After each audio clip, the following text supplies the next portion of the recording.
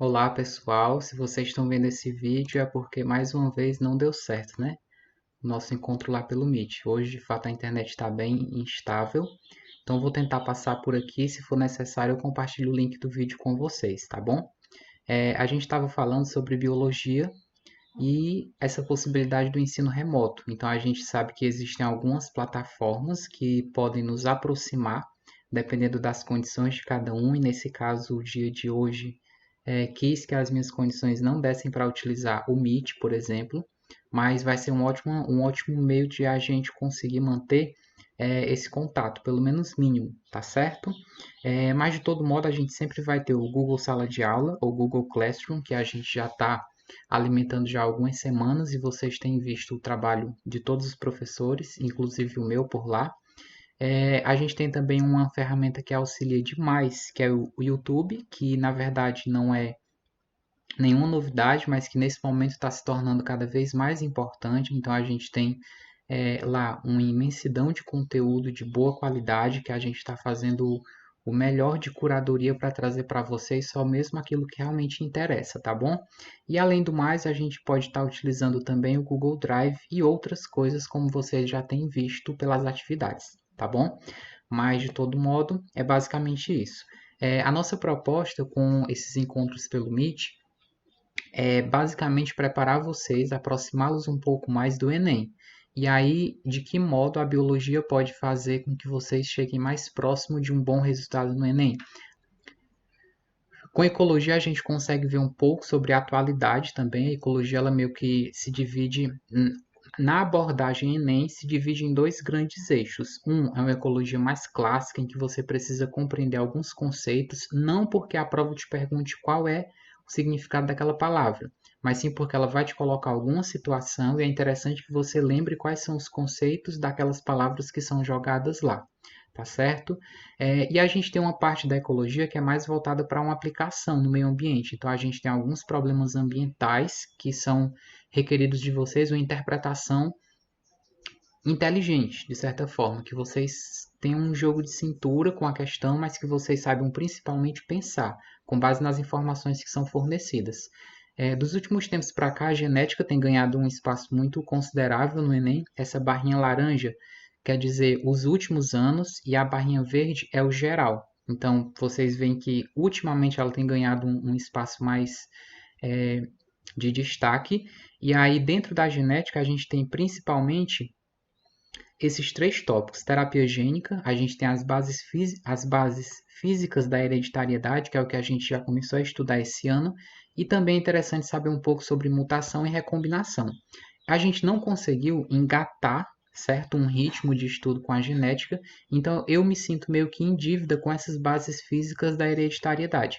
A atividade dessa semana é inclusive algo que puxa um pouco sobre essas bases, não é especificamente dentro desse tema, mas ela puxa um pouquinho disso também.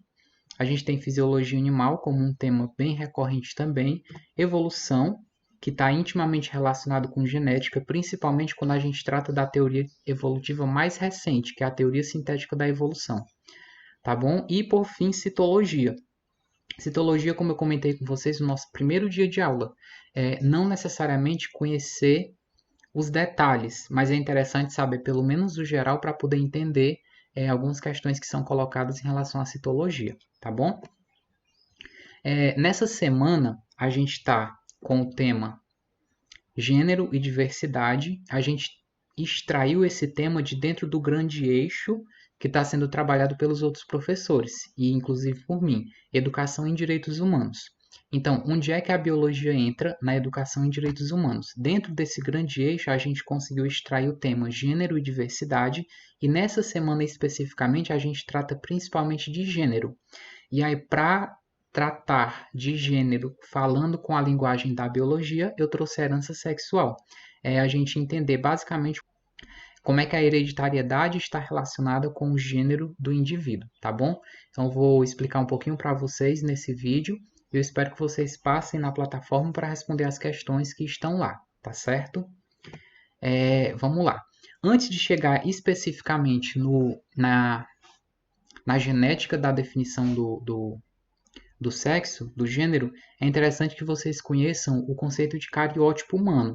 cariótipo humano, na verdade, é o conjunto de cromossomos que a gente tem que está sendo representado por essa imagem.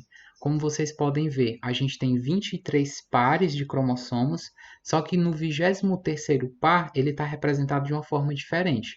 Na verdade, eles não são cromossomos comuns, assim como todos os outros. Todos os outros eles são pareados perfeitamente homólogos, eles têm exatamente a mesma quantidade de genes, exatamente a mesma quantidade de informação, com exceção para esse último, que eu vou dar um destaque aqui para vocês. O último par de cromossomos que está sendo representado são cromossomos sexuais. Esses outros cromossomos a gente chama cromossomos autossômicos.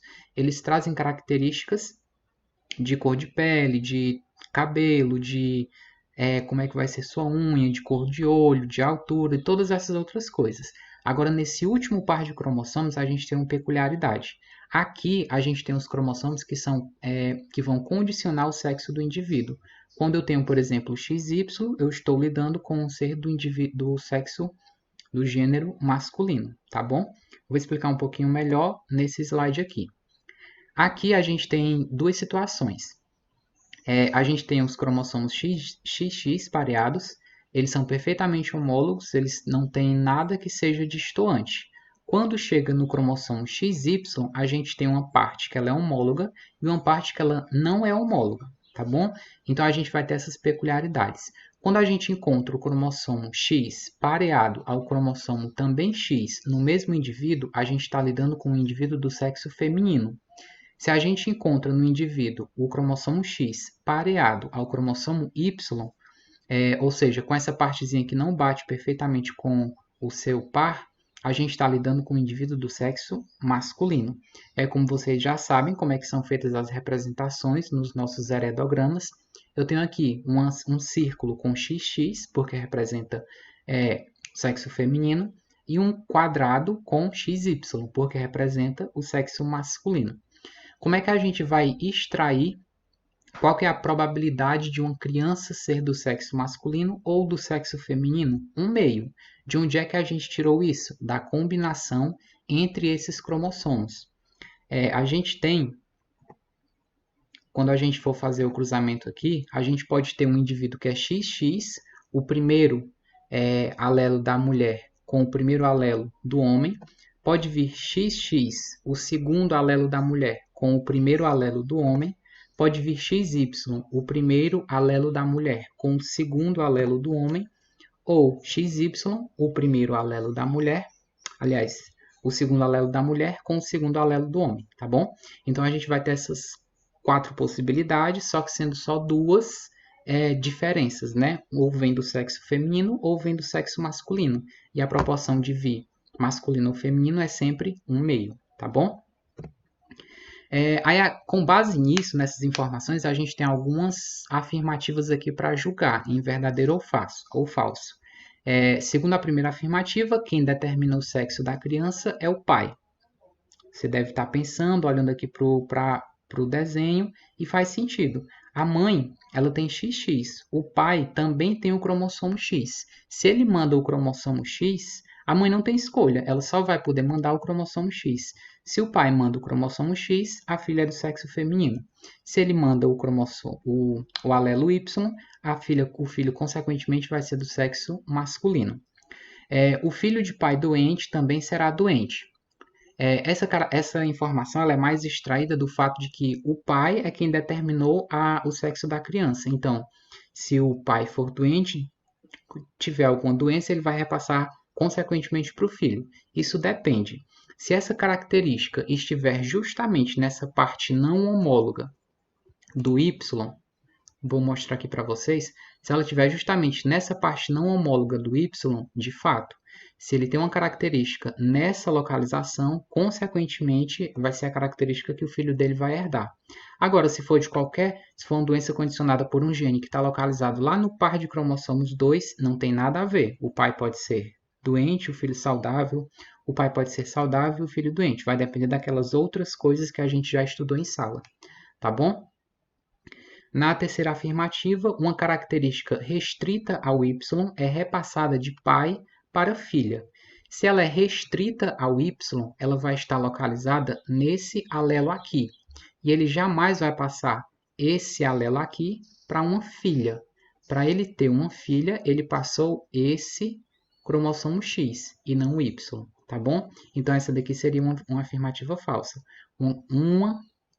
Faltou um azinho, característica restrita ao Y é repassada de pai para filha? Não.